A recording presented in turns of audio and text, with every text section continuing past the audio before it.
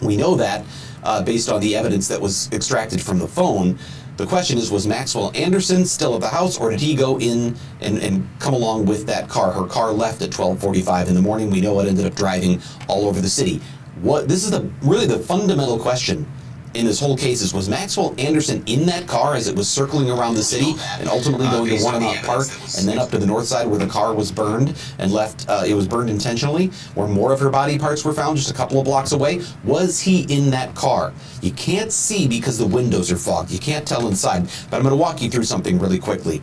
If we look at, we know that her car at 7:30 the next morning was found burned. There it is. That's the remnants of it. In the trunk were clothes, Sade Robinson's clothes, the same ones she was wearing on that date. Now we know that later on, video surfaced of a figure walking away just as that car fire was about to begin. We've shown you this photo. To the very far right of the screen, you see a flicker of orange, and then there's that white building in the middle. Right at the bottom lower left corner of that white building, there is a human figure just below the mouse cursor.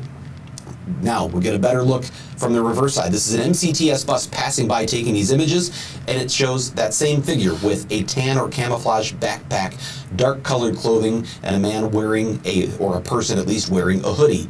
We then see that same person walking down Walnut Street, a block south of Lisbon. That was 29th and Lisbon. This is a block south and west of Lisbon, and it is the same figure. Hood over his head, dark pants, shoes with light colored soles, and a camouflage backpack full of something. We never discovered for sure what that was. Next, we see that same person at a bus stop at 35th and Lisbon. You see him, the person on the left there, same backpack, same hoodie, same pants.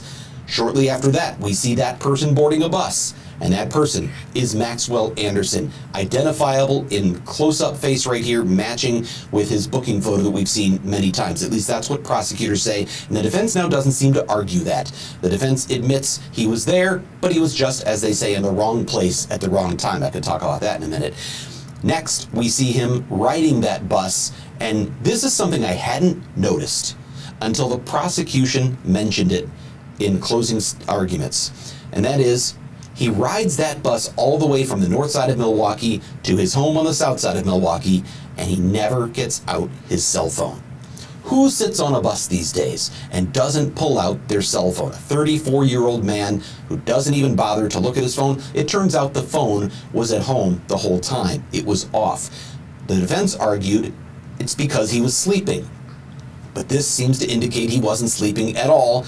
He was on a bus on the north side walking away from the scene of the burned out car. The defense never explains, if his phone's at home and he's asleep, how is he also on the north side, and why is he on the north side, and why is he right by Sade Robinson's burned out car? That is something that the jurors will be looking at. Next, of course, we see him get off that bus, and this is a few blocks from his home, the nearest bus stop to his home on the south side, and eventually we see him walking down the alley toward his house. So that tracks him all the way from the car fire back home the morning after his date with Sade Robinson. Then finally, the other key piece of evidence, the probably most crucial piece other than that photograph of Sade Robinson on the couch, is the hoodie he's wearing in these images. The hoodie on that whole bus ride, the whole walk back to the bus ride, that hoodie was ultimately discovered in a garbage can by police 2 doors down from Maxwell Anderson. Now, they didn't find it for more than a week. And there were some questions about why it would still be there when the garbage men had already come in between, but there it is. And prosecutors got that. They showed that in court, and that particular jacket was tested. The hoodie, the sweatshirt, whatever you want to call it, was tested, and they found both Maxwell Anderson's and Sade Robinson's DNA. And here's the key. I had someone ask me, well, so what, her DNA's on it? We already knew they were on a date. That's not what he was wearing on the date. He did not wear that the night they went out to the bars. He wore that the day after. And the defense's story is she went home. She went home and she was fine. And the defense actually said at closing arguments, maybe somebody in Maxwell Anderson's alley did something. Maybe they kidnapped her. Maybe they took her on a car ride. And maybe it was a stalker. Who knows? Well, if that's the case, then it raises the question, how did Sade Robinson's DNA get on that sweatshirt? Those are the main points that the prosecution made at closings. And ultimately, the defense theory in the end was, there's a lot of missing evidence here. We don't have a murder weapon. There is no bloody crime scene. And there are questions about We never see, by the way, Maxwell Anderson get into her car. His DNA is not on the door handle, even though hers is. Why is that if he drove the car? That's one of the questions that the defense was asking, and ultimately their only alternate theory, not that they are required to present one, but Tony Cotton did, he said, well, perhaps something happened in the alley. I don't know. Maybe it was a stalker. That was as far as we got. The state on its last, and the state always gets the last word in a case because the state has the highest burden. It's the state who has the burden of proof. Prosecutor Ian Vance Krazan came back to that and said, nothing you have heard in the last 7 days points to any other theory. There's no other person. All of the evidence presented points to one person. They said it all points to Maxwell Anderson. Of course, those are the arguments. Those are the things we've observed. Now, it's time for the jury to make its decision, and again, deliberations are going to be starting soon. You can see the clock in the courtroom shows 8:31 a.m. The judge did tell jurors to be back in place by 8:30, or at least back in the courthouse by 8:30. How long it's going to take them to sort of get things set up and get things going, we don't know, but we are watching for that. When that happens, we're going to send you to the courtroom. The judge will have a few words to say to the jury, and then we'll dismiss them to head into their deliberations. I want you to know that when that happens, it's a waiting game. The attorneys go home or go wherever, or they've got to stay within 15 minutes of the courthouse, according to the judge, but they go somewhere and they wait, and we all wait. And that's where we're going to be today, is we're going to be in a waiting mode. It's verdict day. And assuming the jury is able to come to a verdict today, we're going to find out the fate of Maxwell Anderson and whether or not he is guilty of one or more of the 4 charges against him. And those charges include homicide, hiding a corpse, mutilating a corpse, and arson. Arson, I believe, of the car fire, of course. So those are the 4 charges against him. One thing to point out is the homicide charge is first-degree intentional homicide. But prosecutors slid in late in the game an alternative charge to that. They called it I think it's a lesser alternative, but it's a lesser charge alternative, which is if the jury says, we believe he killed her, but we just can't prove he planned it in advance, or we can't prove that he had intent to kill, then they could go with first degree, or second degree reckless homicide. That is also an option here. I don't know if there is a first degree reckless homicide. I might be wrong about that. I should know these things. But in any case, there is a lesser charge that is an option for the jury if they cannot find him guilty of first degree intentional homicide. And the tricky thing about that one is the jury doesn't know how she was killed. And I don't know if that will be a hang up for them in the deliberation room, but they can't say, well, he had the gun in his hand and he had time to think about it. We don't know if she was shot, stabbed, strangled, drug overdose. We don't know. The toxicology didn't seem to show there was any sort of a drug overdose, but toxicology was difficult. Remember, these are individual body parts, and many of them were in the lake for a period of time, some for many, many days. So as best the crime lab could analyze, there were no drugs that were found to have been any part of the cause. We did find out from the last state witness that in terms of how Sade Robinson was dismembered, they said that her bones were crushed with blunt force trauma, and the flesh seemed to have been cut with a non-serrated knife, as best they could tell from the things they found. But again, it doesn't sound, as we thought for a long time, that maybe this was like power tools or something like that. And we know the neighbor downstairs had said he didn't hear anything like power tools going on in the middle of the night. He also said he didn't hear anyone screaming. Well, if Sade Robinson was passed out cold and died in some way that was quiet, and he did things in a manner that was not creating much noise, that may explain why the neighbor downstairs didn't hear anything. I'm speculating, but it's based on the evidence that we've heard so far. So 8:35 on the clock, you can see now. We're going to keep it right there so you can see what's going on. We're going to keep listening in. But when the verdict does come down, when we hear, there will be a heads up. The court will give all the parties, the defense, the prosecution, the media, everybody, a heads up that a verdict has been determined. Once we hear that, whenever that is, we will immediately assemble our news team. We will be here on the Wisconsin Live Desk. Actually, I believe once we know there's a verdict, it's going to be our live studio that's going to be on all of our streams. So it'll be our news anchors. It'll be Carl Deffenbaugh, or it'll be Ben Handelman, or whoever it'll be who's in place at that time. And we will start, and I'll be a part of that coverage. We're going to be giving you all of the background, what to expect, what's coming, and then we will get you out to the courthouse when a verdict is ready to be read. After the verdict, That's not the end of this case. Remember, there's still a sentencing phase. And I would say that that sentencing phase is going to come at a later date, and that will be the time, that will be when Sade Robinson's family members will actually have an opportunity to speak, to say something, for Maxwell Anderson to hear them. I know he's heard them a couple of times during this trial. There was one time when I believe we heard that Sade Robinson's mother, and I don't know if I have the exact notes or the exact words of what she said, but I believe it was when they were going through the autopsy photos and showing the dismembered body parts. I believe she came up to the glass and yelled or said something. I don't know if she yelled it or said it, but something to the effect of calling him the devil. And I'd like to find that quote, but you can only imagine what the Robinson family has been through, regardless of who's responsible. Their daughter was murdered and just gruesomely dismembered and treated in a way that sort of no human being could ever possibly be said to deserve. So it's been a difficult week, 2 weeks now, for the Robinson family, and they're going to find out Maxwell Anderson's fate today. But again, sentencing happens at a later date. That's when they'll have their chance to say what's on their mind and what they want the public to hear, what they want the court to hear, and what they want Maxwell Anderson to hear. That assumes, of course, there's a guilty verdict. Of course, if he's acquitted, there's no sentencing. It is also possible that he could be found guilty on one charge or multiple charges, but not all charges. So these are all possibilities. And I think if you listen to the defense closing argument, it seemed like Tony Cotton was almost conceding he's going to be found guilty on something here. But he really seemed to focus on, but not homicide. You just don't have the homicide stuff. That's where he seemed to be spending most of his time in his closing argument. I don't want to speak for the defense, but that's what I heard him saying. He didn't say it in those words, but he effectively focused a lot on the specific homicide charge and whether there was any way they could prove intent to kill. But he didn't dispute some of what seemed to have been in dispute throughout much of the trial. He didn't dispute that Maxwell Anderson and Sade Robinson went back to his house. He didn't dispute she was there. If that's the case, why did we have to see all that nighttime evidence of the shadows moving around in the house? Because that was presented to prove they were there. And at one point, I think it was even Tony Cotton or the defense team that raised the question, maybe that was just dogs. Maybe that was his dogs. I'm not really clear why they made a point of that and then later conceded, yep, she was there the whole time. He told the jury, we never denied that. But now they admit they were both there.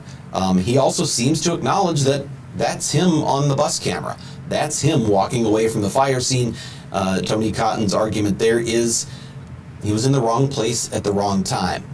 The jury has to ask, is there reasonable doubt if the person who's accused of this crime, the person, oh, by the way, another big thing we haven't talked about, the secret beach, the place where Sade Robinson's leg was found, just so happens to be a place that Maxwell Anderson called his secret beach. It's the place where he took an ex-girlfriend about 5 to 10 times to go down and hang out and light fires and take his dogs. And prosecutors really made a point of that. If that's his secret beach, what are the odds that that's where Sade Robinson, the person he's on the date with the night before, that her remains end up and she is discovered the next day? So a lot of evidence here pointing right at Maxwell Anderson, but it's all circumstantial. It's a mountain of circumstantial evidence, but it's not direct evidence. They don't have the bloody glove. Literally, they don't have the bloody glove. There were 2 gloves found about a quarter mile down the lakeshore that had blood on them, and it turned out that neither of them had anything to do with the case. They didn't come back to Maxwell Anderson. They didn't come back to Sade Robinson, and we've heard in the closing argument why the prosecution made such a point of that, because it seemed the defense was going to use those gloves to say, see, this was somebody else altogether. There's these bloody gloves nearby, and they don't belong to Maxwell Anderson at all. Well, it turns out they don't belong to either of them, and it was, as the state put it, a red herring. The defense, after that, never brought those gloves up again. So that, I think, over the last 15, 20 minutes is everything I can tell you about this case. It's a lot more than we knew a week ago. What we still don't know, and we can't know, is what questions do the jurors have? Is there one juror in that room who's just not sure one way or the other? Remember, all 12 have to agree if it's going to be a guilty verdict, and that's on each of the counts. All 12 jurors have to agree. If one disagrees, then there is no guilty verdict. So is there someone in that room who feels like the state missed something? The state should have had more. The defense tried to make a point that they felt the state could have gotten more evidence. They could have secured more video, more days worth of video to see what happened in the time between when Anderson had that first date and when he was arrested on the 4th. Could they use more alley video that might have shown him throwing away that hoodie? Or how else did that hoodie get there? Things like that. Is there some 28th? I don't have my dates in front of me, but going to be waiting here for just a little bit. The jury got this case at about 4:40 yesterday after 30, and by 9 o'clock we got drag on. That might suggest there was a hearing. Now, if the verdict is guilty on one or more of these counts, then there will still be a sentencing phase, and that sentencing will likely be set at a later date, and almost certainly see that they have assembled in the courtroom now. There is a verdict in the trial of Maxwell Anderson. A very quick verdict this morning, and it looks like Jesus Christ, they only been deliberating possibly for like fucking little bit. They got a verdict, of course. I mean, the court is about to call the case back on the record. At least we see the judge is in her robe. She is in place. And now the clock is back up on the wall, so we're about to take you there. This was a very quick verdict, which I'm going to tell you most likely favors the prosecution because they found that there was reasonable doubt. That was something that was going to drag on for some period of time, but of course we won't know until the jury comes back in. Judge Crivello has already told those in the gallery that outbursts will not be tolerated. If you just tuned in, they have a verdict in this case. Please click the like, share, subscribe, and share. That's how little channels get big. That's how the word gets spread. But yes, there is a verdict in this case. Let's get to it. Says that there was clapping that had occurred after the state's opening argument yesterday, and she admonished the gallery not to repeat that or anything like it. Ian Vance Krazan and Megan Newport, the prosecutors in this case, Anthony Cotton, Jason Findling, the defense attorneys, Judge Crivello, and we're about to hear from the jury. What's that? Verdict has verdict has indeed been reached, and so that is why we have the everyone assembled in the courtroom. I was sitting at my desk just listening to a clean feed with that clock on the wall, and just a couple of minutes after 9, I heard 2 tones, and I have not heard that before, and I went to ask what do those tones mean, and apparently that wasn't an alert that in fact a verdict is in. Of course, this may still take a few minutes because they have to assemble all of the parties. No idea if any of the attorneys had left the courthouse, had gone anywhere else.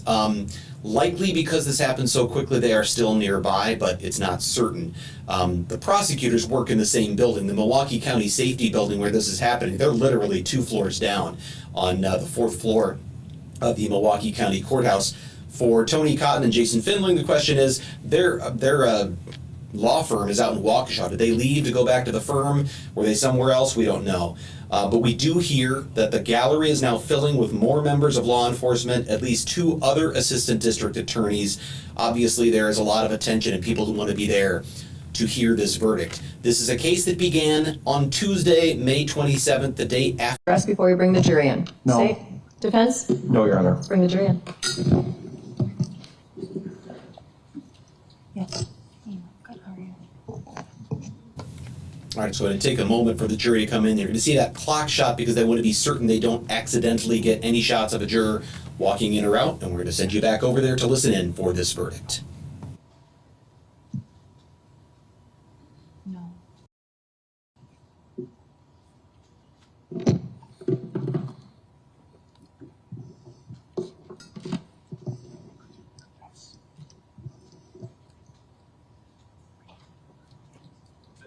Yes, please.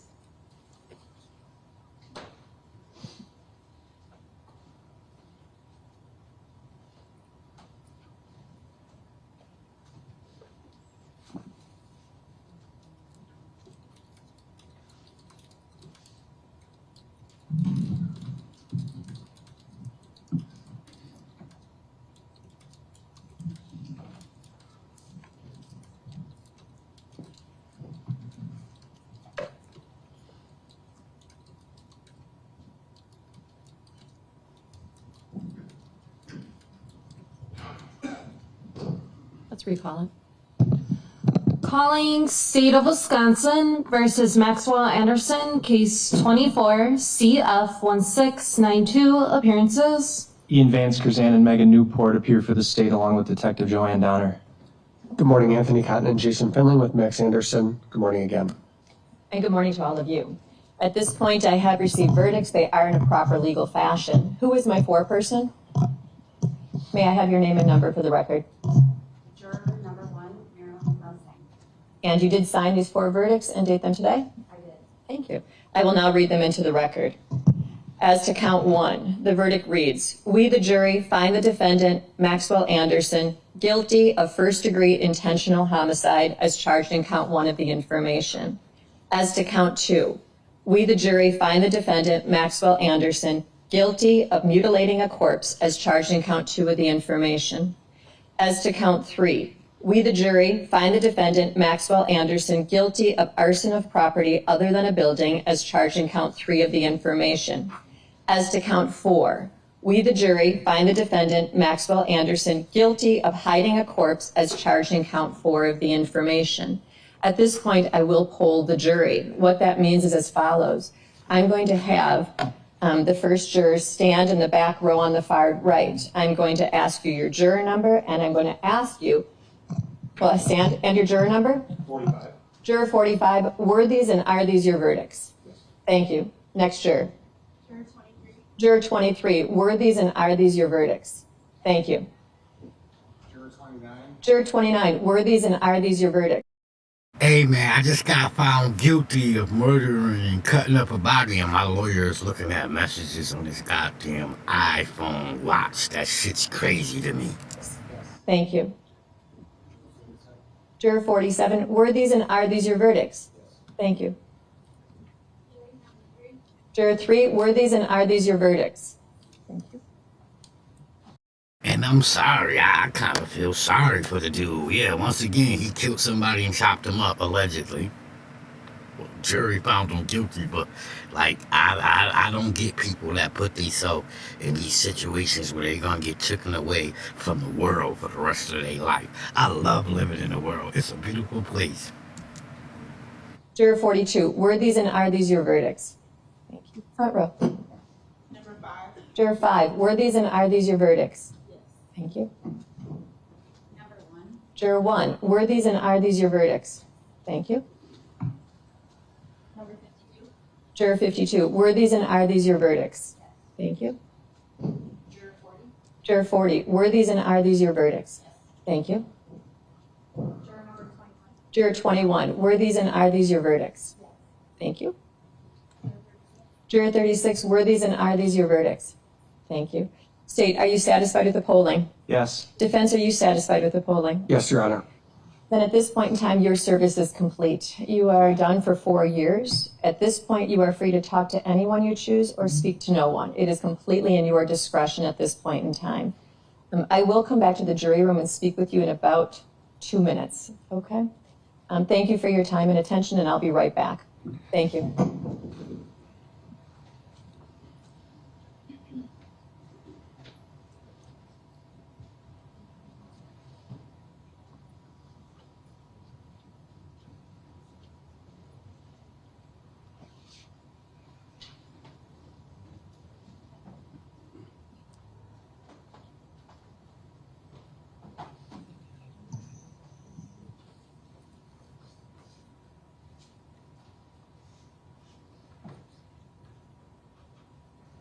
Motions. State moves for judgments of conviction on counts 1 through 4, and I move the court to remand the defendant. Move for judgment of acquittal on all 4 counts. And When we heard it was a quick verdict, you knew where this was headed. But we got an idea yesterday during closing arguments. I think there were 3 key pieces of evidence in this case that probably led to this quick verdict. And we know. Why would y'all cut the courtroom off? What the hell just happened?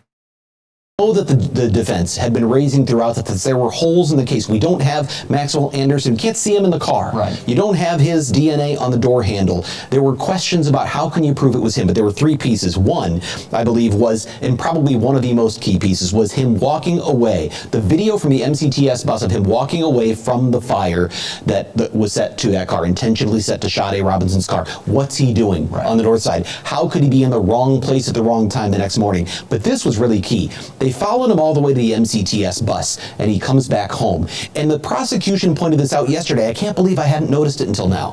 He's sitting on the bus. He never pulls out his cell phone. Who sits on a bus all the way from the north side to the south side and doesn't, in this day and age, pull out their phone and look at it? Why? Because he left his phone at home to cover for the crime. That's what the prosecution said, and I think that was a really key piece. The defense argument was that the phone had been left at home or was off at home because he was asleep. If he was asleep, what's he doing on the north side? Why did he suddenly show up on the north side before the phone wakes back up? The defense couldn't explain that, and they didn't try to explain it. The only theory the defense had was finally presented yesterday, and that theory was maybe somebody kidnapped her in the alley. Maybe it was a stalker and they drove her all around the city. I don't know. Well, there was no evidence of a stalker. There was nothing on her cell phone that anyone was texting her other than Maxwell Anderson. The other key piece, I think, here was obviously the couch photos. That placed her in the house, and by yesterday, the defense said, we don't argue she was there. Well, they had been arguing if she was there. Now they're saying we don't argue she was there, we just think she left and was okay. And finally, it was the secret beach. Maxwell Anderson had taken an ex-girlfriend. We learned that yesterday. He had taken her there 5 to 10 times to the very same location where Sade Robinson's leg was found. The guy he's on the date with the night before, her leg shows up on the place he called his secret beach. I think those are the things that made this that proved the case beyond a reasonable doubt. I think that's why we got such a quick verdict. And the clothes seen in those photos as well were in the burning car found afterwards. Absolutely. As well. That was another key piece, that the cable knit sweater, because how do you know that's Sade Robinson on the couch? You can't see her face, right, but she's wearing a very distinctive sweater. You can see the hair matches. And then how do you know that's Maxwell Anderson's couch? Well, there's that little light blue pillow in the corner, and there's the red worn material with the brown piece of furniture next to it, which matches everything we saw in that living room photo that the investigators got when they went and served their search. Yeah, they called it that distinct couch, the investigators on the witness stand. We just got this in from the courtroom as well. The sentencing for Maxwell Anderson is coming August 15th. So found guilty on all 4 of the counts. August 15th will be the sentencing. Let's get back to Julius Kim, our legal analyst with Kim and Lavoie, a defense attorney but a former prosecutor as well. Julius, you just heard the counts read and kind of previewed. A short amount of time spent deliberating. I imagine no surprise from you hearing guilty on all counts. No surprise at all. It was a pretty strong case for the state in the end. And I think Brian pointed out the main parts of why the state's case ended up being stronger than maybe we were wondering. Yeah, for me too, the case kind of got clear in the end. During the beginning of the trial, I thought both sides sucked. But in the end, his closing arguments for the state, they wrapped that shit up nice in the bow. And I know it sounds crazy, man, but I feel sorry for the dude, man. We don't know why he killed her. We'll never know why he killed her. But I just, I've been to jail before. Not prison. Haven't been to prison. I've been locked up in county for, the most I ever did was 2 years, and being in prison sucked. You just around a bunch of men all day. Correctional officers are females, but you don't got no interaction really with them.